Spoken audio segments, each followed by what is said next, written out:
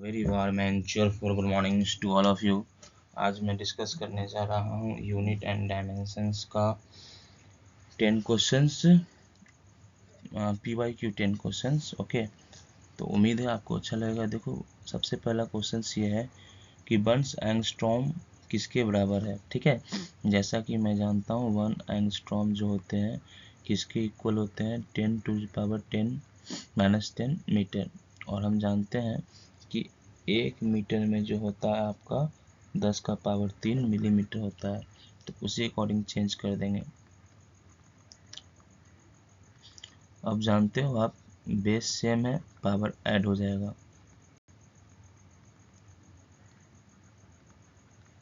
तो जो आपका आंसर है वो क्या है 10⁻⁻7 मिलीमीटर। तो ऑप्शन नंबर क्या होगा आपका इसमें बी।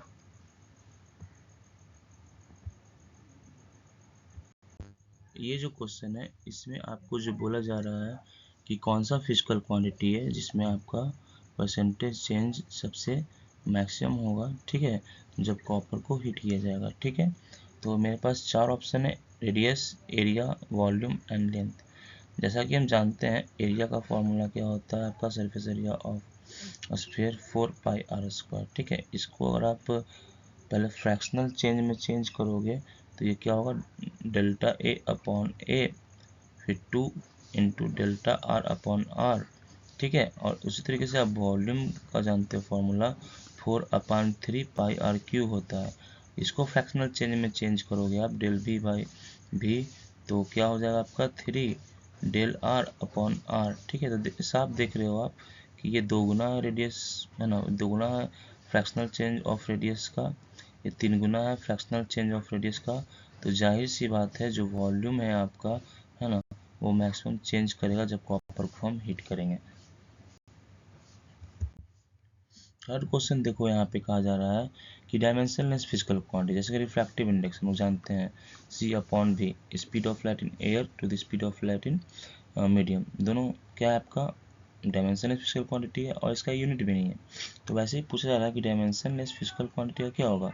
ऑलवेज यूनिट होता है तो ये तो कैंसिल हो गया, ऑलवेज होता है तो रिफ्रैक्टिव इंडेक्स का भी यूनिट आपका यहाँ पे होता है ना, कभी नहीं होता है ऐसा भी नहीं है। ठीक है, यूनिट एग्जिस्ट नहीं करता है, ये भी करेक्ट आंसर नहीं है आपका। यूनिट एक यूनिट में भी हो सकता है, जैसे कि प्लेन एंगल। ठीक है, θ=L/r, इसका ऐसा यूनिट क्या होता है रेडियन। ठीक है, उसी प्रकार सॉलिड एंगल क्या है आपका, उसका ऐसा यूनिट ST रेडियन। तो डायमेंशनलेस फिजिकल क्वांटिटी का यूनिट हो सकता है। ठीक है, तो इसका ऑप्शन क्या हो जाएगा आपका ऑप्शन ए। अब जो नेक्स्ट क्वेश्चन आपका है वो क्वेश्चन ये है, ठीक है, कि आपका 1 मिनट में कितना रेडियन होगा। तो इसको तो फाइंड आउट करना होगा। और हम लोग जानते हैं, क्या जानते हैं, हम लोग ये जानते हैं कि 1 right angle is equal to क्या होता है 90 डिग्री। ठीक है, और 1 डिग्री में क्या होता है आपका 60 मिनट। ठीक है, और इसको 60 मिनट को ऊपर में एक डैश भी देकर लिख सकते हैं। और 1 मिनट में क्या होता है आपका 60 सेकेंड। तो सेकेंड वाले से हम लोग निकालेंगे। हम जानते हैं 60 मिनट इक्वल टू क्या होता है 1 डिग्री। 1 मिनट इक्वल टू क्या होगा 1/60 डिग्री। अब डिग्री को रेडियन में कन्वर्ट करने के लिए हम क्या करते हैं π/180 से डिवाइड करते हैं। ठीक है, अब इसको आप डिवाइड करोगे तो ऊपर में तो आप जानते हो पाई हो जाएगा, और नीचे में जो होगा वो आप कैलकुलेट करोगे तो 10,800 हो जाएगा। अब इसको आप सॉल्व करना चाहोगे तो हम जानते हैं पाई का वैल्यू 3.14 होता है और नीचे में 10,800 होगा। आप पूरे इसको सॉल्व करोगे इस कैलकुलेशन को। ठीक है, तो क्या हो जाएगा आपका यहाँ पे इस ये आ जाएगा 0.0291 मल्टीप्लाई 10⁻⁻²। आप जानते हो ये क्या है साइंटिफिक नोटेशन में नहीं है, तो साइंटिफिक नोटेशन में लाने के लिए क्या करना पड़ेगा डेसिमल हटाएंगे। एक पे कितना जीरो, 1 2 3 4 जीरो आ जाएगा, 2 3 4। ठीक है, 1 2 2 जीरो तो ये पे होगा 2 ऊपर चला जाएगा, तो 2.91 इंटू 10⁻⁻4 और क्या हो जाएगा आपका यहाँ पे रेडियन। ठीक है, अब ये जो भी ऑप्शन आपका है वो क्या है करेक्ट है। तो यहाँ पे ऑप्शन नंबर क्या है आपका दिख रहा है जो करेक्ट है, ऑप्शन नंबर यहाँ पे ए करेक्ट है। अब हम मूव करते हैं नेक्स्ट क्वेश्चन की तरफ, देखते हैं वो क्वेश्चन क्या है। अच्छा ये ठीक है, जैसे आप देख रहे हो पूछा क्या जा रहा है कि how many AU astronomical unit, AU मतलब 1 मीटर में कितने एस्ट्रोनॉमिकल यूनिट होते हैं।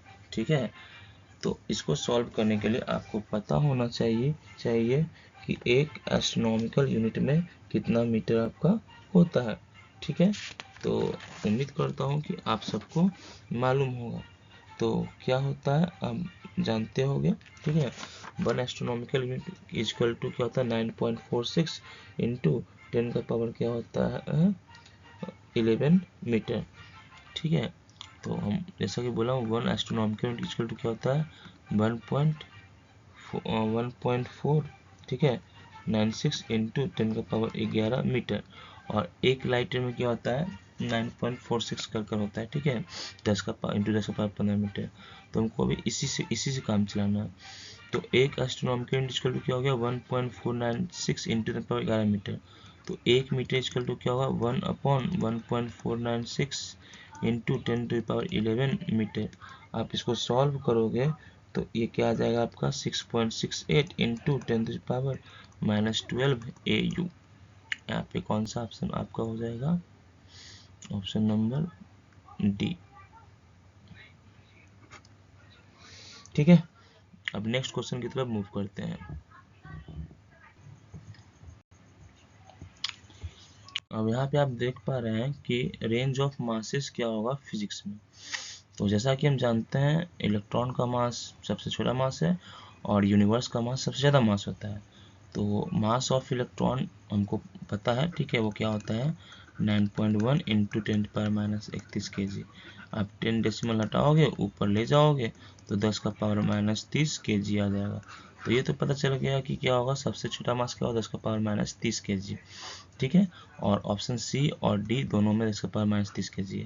और जो यूनिवर्स का मास होता है वो क्या होता है 10 का पावर 55 kg। तो इस प्रकार हमारा ऑप्शन क्या हो जाएगा, ऑप्शन नंबर सी हो जाएगा। ठीक है, अब नेक्स्ट क्वेश्चन की तरफ मूव करते हैं।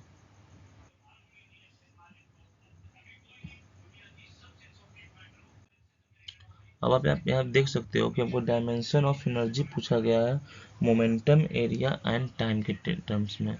कि डायमेंशन ऑफ एनर्जी क्या होगा मोमेंटम, एरिया और यहाँ पे टाइम के टर्म्स में। तो हम जानते हैं इसको कैसे करेंगे, एनर्जी है ना इसको इक्वल कर देंगे P का पावर A से, A का पावर B से और T का पावर C से। और सबका हम पहले ए बी सी का पावर निकाल लेंगे। तो आपको मालूम चल जाएगा कि आपका डायमेंशन ऑफ एनर्जी क्या है मोमेंटम, एरिया एंड टाइम के टर्म में। ठीक है, वो भी कर सकते हैं और सब आंसर सब्स्टिट्यूशन मेथड भी होता है, आंसर से भी निकाल सकते हैं। तो देखो डिटेल मेथड से मैं बताने जा रहा हूँ। ठीक है, तो देखिए यहाँ पे कैसे होगा।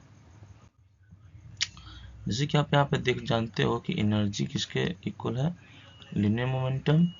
ठीक है, लीनियर मोमेंटम के बाद क्या था एरिया, ठीक, और दिशा में टाइम। और एनर्जी का डायमेंशन आपको पता होगा mL²T-2, ये मालूम होना चाहिए। ठीक है, इसके बाद हम जानते हैं क्या जानते हैं कि लीनियर मोमेंटम का फॉर्मूला मास तो m इंटू वेलोसिटी तो L_T-1 इसका डायमेंशन हो गया पावर a, एरिया का L², ठीक है, और टाइम का तो t ही रहेगा। अब सबको m का पावर यहाँ पे a आ जाएगा, l का पावर a+2 भी आएगा। ठीक है, यहाँ पे b था। ठीक है, फिर क्या होगा आपका t का पावर -a+c। अब देखो यहाँ पे a तो 1 आ गया। ठीक है, इसमें तो कोई दिक्कत ही नहीं कि a 1 आएगा। a+2 भी क्या आ गया आपका 2 आया। फिर -a+c क्या आया -2 आया। तो a आपका 1 है तो 1 पुट कर देंगे। तो हम देख सकते हैं कि यहाँ पे c कितना आ गया आपका c-1। ठीक है, और a कितना आया आपका 1। अब b निकाल लेंगे इस रिलेशन से यहाँ से। ठीक है, तो a 1 है 1 + 2b = 2। तो 2b = क्या 2 - 1 1 इधर जाएगा तो 1 v = क्या हो गया हाफ। तो मालूम चल गया a का a1 b हाफ और c क्या होगा -1। यानी कि जो आपका एनर्जी का जो डायमेंशन आएगा मोमेंटम, एरिया और टाइम्स के टर्म में, इसका पावर 1, इसका पावर हाफ और इसका पावर क्या हो जाएगा आपका -1। ठीक है, ये आपका आएगा और ऐसा ऑप्शन नंबर क्या था आपका सी था। ठीक है, अब नेक्स्ट क्वेश्चन की तरफ मूव करते हैं।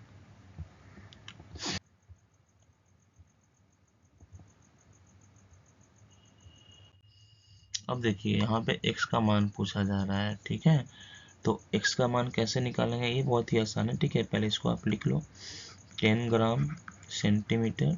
ठीक है, और second -1 equal to how much newton second. ठीक है, अब देखो इसको सॉल्व करने के लिए सबसे पहले आपको क्या करना पड़ेगा, और एक बात और। ठीक है, क्या हम जानते हैं न्यूटन क्या होता है आपका फोर्स इंटू एक्सेलरेशन, तो केजी मीटर पर सेकेंड स्क्वायर इंटू सेकेंड, तो सेकेंड से सेकेंड कट गया तो आप यहाँ देख सकते हो केजी मीटर अपॉन सेकेंड ही है, यानी कि केजी मीटर पर सेकेंड, और यहाँ पे क्या था ग्राम सेंटीमीटर अपॉन सेकेंड। ठीक है, तो एक इधर इस साइड आपका जो है, इस साइड आपका क्या है सीजीएस यूनिट है और इस साइड क्या है आपका एसआई यूनिट दिया हुआ है, बस इतना ही दिया हुआ है, दोनों सेम ही यूनिट है, इसमें कोई गड़बड़ नहीं है। ठीक है, बस अब इसको चेंज करना है। तो जैसे यहाँ पे देखो 10 ग्राम, तो 1 ग्राम में कितना किलोमीटर था, 10 का पावर -3 हमको पता है। ठीक है, 1 सेंटीमीटर में 10 का पावर -2 मीटर, और सेकेंड तो वैसा ही है, और बाकी आप सॉल्व कर लो। ठीक है, आंसर आ जाएगा। तो यहाँ देख लो आप -3 -2 -5 हो गया और 1, तो -5 और +1 क्या हो गया -4, 10 का पावर माइनस क्या हो गया आपका आंसर 4। अब नेक्स्ट क्वेश्चन की तरफ मूव करते हैं। ठीक है, यहाँ पे आप देख सकते हो, क्या देख सकते हो, अभी हम पढ़े हैं, क्या पढ़े हैं, मैंने ये जाना है कि एक एस्ट्रोनॉमिकल यूनिट में कितना मीटर था 1.496 इंटू 10⁻11 मीटर, और एक लाइट ईयर में कितना मीटर होता है 9.46 इंटू 10⁻15 मीटर। ठीक है, अब इसी रिलेशन से निकलेगा, कैसे निकलेगा। ठीक है, सिंपल सा बात है, बोला जा रहा है कि 10 साल तक लगातार लाइट आया है। ठीक है, तो बोला जा रहा है कि डिस्टेंस को कैलकुलेट करो स्टार और अर्थ के बीच में। तो हमको पता है, क्या पता है कि 1 साल तक जो लाइट आता है ना स्टार से अर्थ पे, उसी को लाइट ईयर कहते हैं। तो हम जानते हैं क्या एक लाइट ईयर में 9.46 इंटू 10 का पावर क्या होता है आपका 15 मीटर होता है। ठीक है, 15 मीटर कर लो या 12 किलोमीटर कर लो, जो करना है कर सकते हैं आप। ठीक है, तो यहाँ पे 10 दिया हुआ है, तो 10 इंटू 9.46, 10 लाइट ईयर पूछ रहा है कि 10 लाइट में कितना डिस्टेंस ट्रेवल करेगा, तो इससे सिंपली मल्टीप्लाई कर दीजिए, तो क्या हो जाएगा 9.46 मल्टीप्लाई 10 का पावर 16 मीटर। ठीक है, इसमें ऑप्शन छूट गया है। ठीक है, तो इसका जो भी ऑप्शन होता वो आंसर हो जाता। अब नेक्स्ट क्वेश्चन की तरफ मूव करते हैं। आपका नेक्स्ट क्वेश्चन ये रहा। ठीक है, अब मैग्नेटिक मोमेंट का हमको यूनिट से जानना है, तो यूनिट जानने के लिए हमको फॉर्मूला जानना होगा। तो हम जानते हैं कि क्या मैग्नेटिक मोमेंट जो होता है, ठीक है, उसको मान लो हम एक एम से लिख रहे हैं, तो मैग्नेटिक मोमेंट क्या होता है, ये प्रोडक्ट होता है आपका करेंट और एरिया का। ठीक है, तो करेंट इनटू आपका एरिया, तो करेंट का एसेंट क्या होता है आपका एम्पेयर, और एरिया का क्या होता है मीटर स्क्वायर, तो एरिया मीटर स्क्वायर जो है आपका यूनिट होगा, जो कि ऑप्शन नंबर क्या है ए। ठीक है, अगर आपको अच्छा लगा हो, इस टाइप का वीडियो आप चाहते हैं, ठीक है, तो लाइक शेयर एंड सब्सक्राइब करें। तब तक के लिए फिर मिलते हैं बाद में, तब तक के लिए हैव अ नाइस डे आप सभी को।